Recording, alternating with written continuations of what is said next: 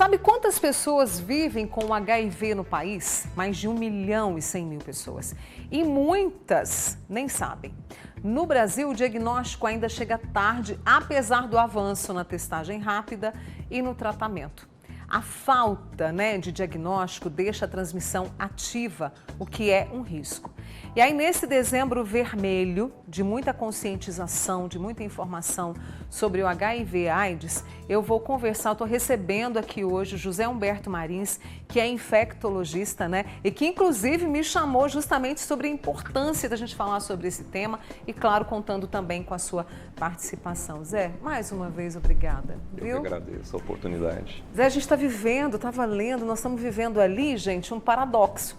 Porque a gente tem esses avanços, nessas 4 décadas, vamos falar, Zé? Sim. Mas a gente está com o diagnóstico tardio e essa questão da transmissão também, que está alta.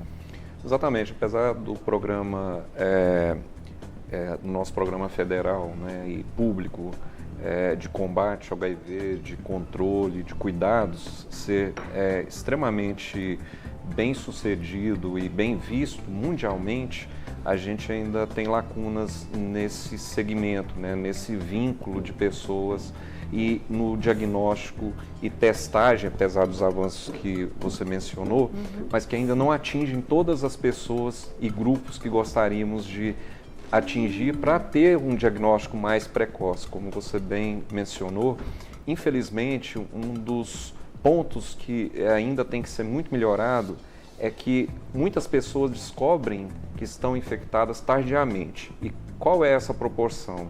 Até quase 1/3 de pessoas que vivem com HIV já descobrem quando elas estão doentes, com AIDS. Isso causa um dano tanto para aquela pessoa em termos da manifestação que ela sofre pelo vírus, quanto também pelo fato dela ter ficado muito tempo sem ter a noção do diagnóstico e com o risco de transmissão também na comunidade para outras pessoas.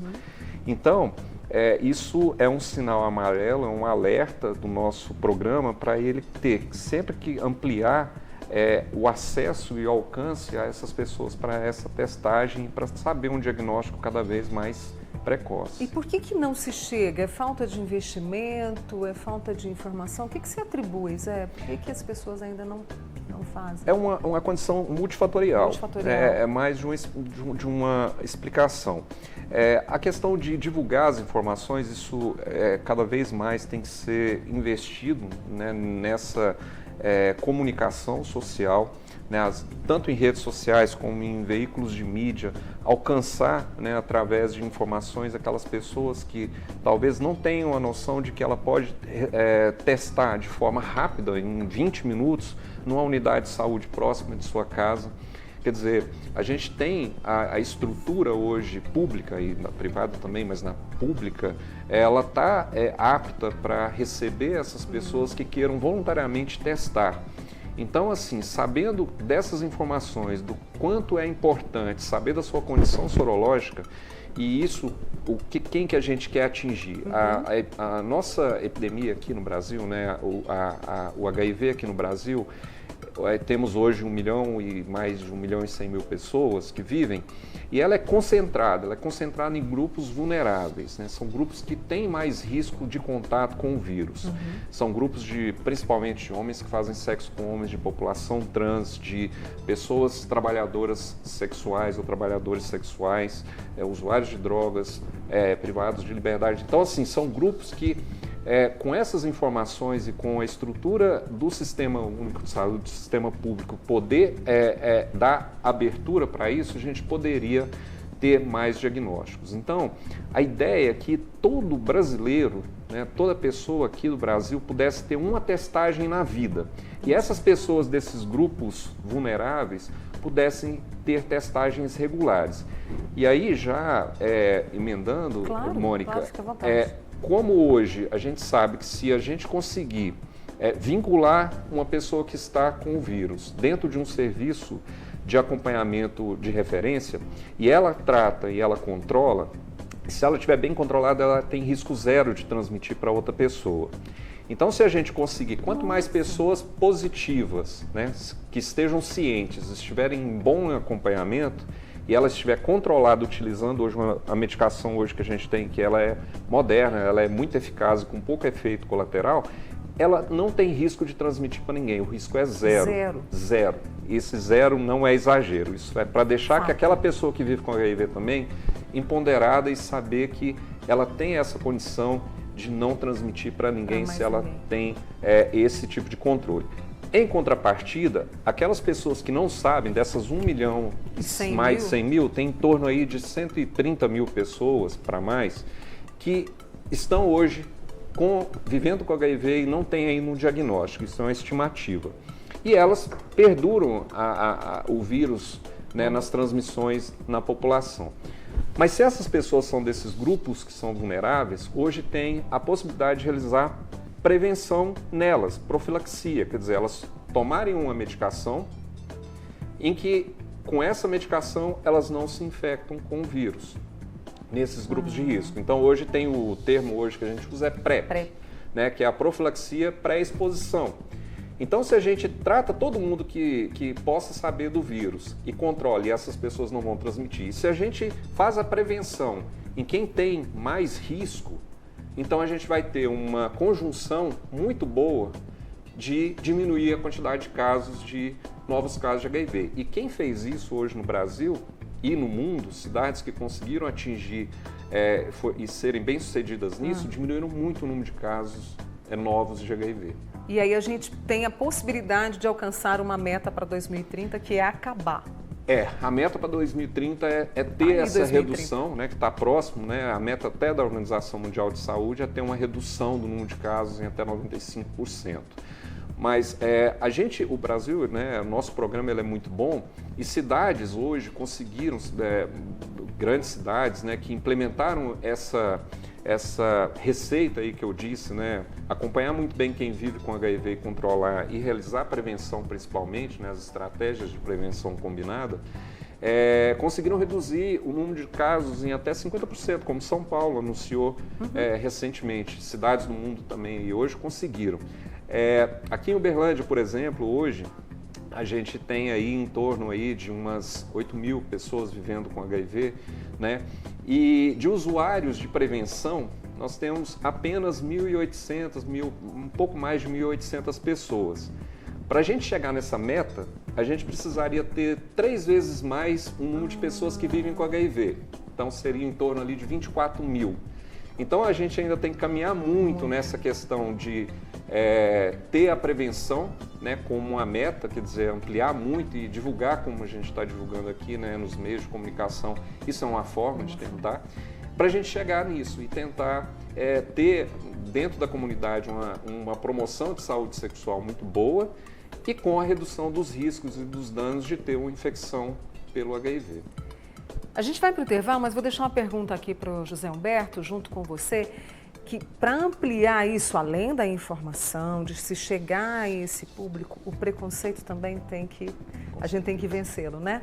Eu vou com essa pergunta para você refletir, já nós estamos de volta, não sai daí. Deixa eu trazer aqui novamente, te apresentar o meu convidado hoje, José Humberto Marins, que é infectologista, trazendo muito para a gente sobre o Dezembro Vermelho. A gente está falando sobre a situação, né, da AIDS no Brasil, o que avançou, são 4 décadas, né, então muito avanço, mas ao mesmo tempo a gente tem pontos de preocupação. Eu lancei no bloco anterior a questão do preconceito, do medo, desses grupos que precisam estar mais próximos para se protegerem e protegerem os outros. O preconceito ainda é um grande problema, não é? Infelizmente, Mônica, ainda é. Como a gente tinha comentado no bloco anterior, os facilitadores, né, de divulgação de informações, de estruturação da rede para acolher, né, as pessoas que queiram testar ou que vivem com HIV, que são facilitadores. Mas, infelizmente, por outro lado, a questão de estigma, preconceito, discriminação, a LGBTfobia, isso prejudica demais o acesso, né, dessas populações que são vulneráveis a quererem, a terem a vontade, né, de se vincularem a um atendimento, a um serviço e de continuarem esse atendimento. Então, assim, como a gente falou, para ter um bom sucesso tem que ter uma boa adesão ao acompanhamento naquela situação, daquele tipo de manejo, né, na instituição, no posto, na unidade de saúde. Se isso não acontece, se a pessoa não tem uma boa adesão, o vírus ele pode ficar até mais forte que as medicações, criar resistência ao tratamento. A pessoa tem mais chances de transmitir o vírus, quer dizer, não vai ficar tão controlado. E em termos também, né, de saúde mental para aquela pessoa, isso é um dano muito alto. Então, a Organização Mundial de Saúde, hoje as instituições internacionais de combate ao HIV, né, elas têm pegado muito em cima do combate e o estigma, né, que a doença tem, o preconceito e tudo isso.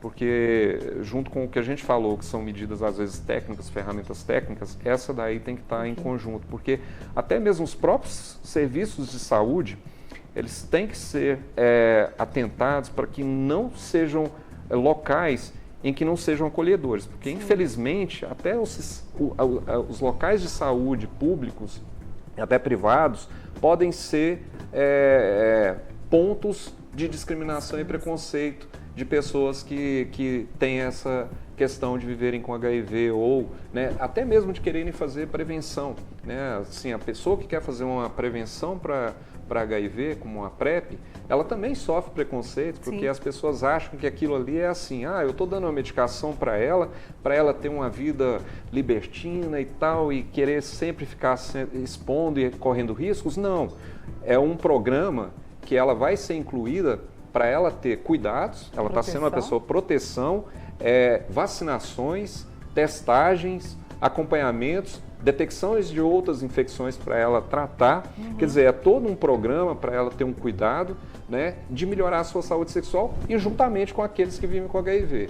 Então, se os serviços de saúde também não entenderem dessa forma, eles não vão ser serviços que vão receber bem essas pessoas. Então, tem o lado da população, né, que tem que abrir a mente e diminuir esse estigma e o preconceito, né, trabalhar isso dentro de cada um, e também os serviços têm que estar bem estruturados para isso. Eu tenho aqui, olha, a transmissão, né, para que eu fiz questão de trazer nessa nossa entrevista, sexo sem proteção, a transmissão de mãe para filho na gravidez, na amamentação, compartilhar seringas contaminadas, são pontos de transmissão que a gente precisa estar atento, Zé? Sim, hoje a principal forma de transmissão é a transmissão através de relações sexuais desprotegidas ou contato, né, com secreções e fluidos contaminados, né, de pessoa para pessoa. A transmissão de mãe para filho, felizmente, é um dado extremamente positivo do nosso programa e, né, no mundo que hoje tem praticamente sido eliminado. O Brasil vai ter uma certificação de eliminação da transmissão mãe-filho em breve, né? Isso já foi pleiteado e vai receber. E em relação ao compartilhamento de seringas, é importante dizer que a gente comentou da profilaxia pré-exposição, né, como eu disse, dos grupos vulneráveis, mas existe a profilaxia pós-exposição. Então, se alguém tem uma exposição sexual desprotegida, ou o compartilhamento de alguma seringa ou algum material, né, pérfuro-cortante com alguém que possa ter o risco, ou eventualmente até no ambiente de trabalho ter tido um acidente com um material biológico, uma perfuração, por exemplo, ela tem a condição de fazer um uso de uma medicação pós-exposição, pós esse acidente ou pós essa relação desprotegida, durante 28 dias, ser acompanhada e também praticamente reduzir para próximo de zero a chance dela infectar. Então, existe também essa ferramenta de profilaxia pós-exposição. Então, veja que a gente tem um conjunto de estratégias para tentar, né, mitigar e reduzir esses danos, né, que o vírus pode É um trabalho, gente, que é feito com muita minúcia, com muito estudo, com muito cuidado para acolher, né, para cuidar. Nessa reta final da nossa entrevista, em questão AIDS, ela é uma IST? É uma pergunta que chegou. Ela é transmitida na relação sexual, né, entre o homem e a mulher, ou pode ter a transmissão no mesmo sexo? O termo que era utilizado há muito tempo e ficou consagrado era DST, né? Doença sexualmente transmissível. Isso foi modificado para IST, ou seja, infecção sexualmente transmissível, porque nem todas as infecções causam doença. Então, por exemplo, um exemplo é o herpes. O herpes é um vírus que ele fica ali quietinho e às vezes a vida toda da pessoa ele vai ficar lá e não vai dar nada. Mas quando ele causa ali uma doença, ele transforma de infecção para doença. Então o termo hoje mais geral é IST, infecção sexualmente transmissível. E no caso do HIV, A pessoa pode ficar com o vírus, apesar de ter sido uma transmissão por relação sexual, né, e ser uma IST nesse caso, ele pode ficar com o vírus no corpo sem ele ter nenhuma doença, até quando ele manifestar, e no homem isso pode durar em torno de 8 a 10 anos, na mulher em torno de 5 a 6. Então pode ficar nesse contínuo lento ali até a pessoa adoecer. A gente está no Dezembro Vermelho, eu quis trazer o José Humberto Marins, né, que me confiou aí o trabalho dele para esclarecer, para tirar as suas dúvidas. E quando você tiver novidade, é só me chamar. Obrigada. Eu agradeço essa oportunidade e espero que a gente continue divulgando sempre essas informações. Pode me chamar.